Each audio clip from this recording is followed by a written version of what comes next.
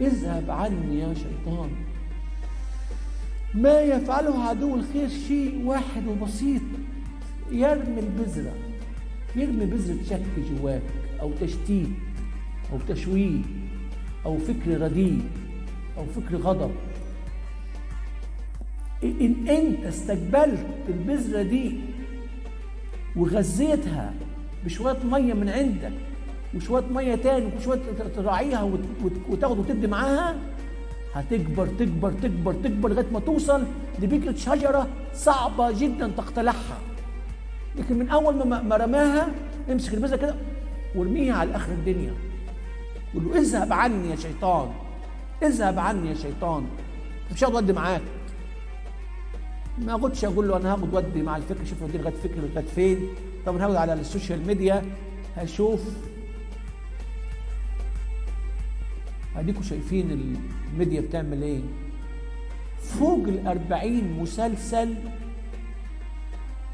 فوق 40 مسلسل تافه بيتعرض في التلفزيون في شهر رمضان،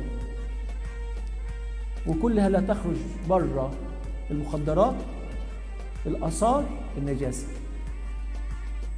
فيش ولا مسلسل لا يحمل واحد من هذه المعاني. ايه ده؟ واحنا قاعدين نتفرج. طب ده مش وسطنا، اللي بنشوفه ده مش بتاعنا، مش ده اللي بنعيشه في مجتمعنا المصري اصلا ولا مجتمعنا المسيحي.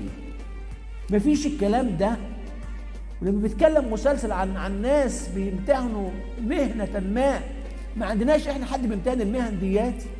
مالنا احنا ومال الخلاعة والدنس والخيانة، وده ما عرفش ده ايه ابوه مين وده ابوه مين، واللي عايز يتجوز مرات ابوه.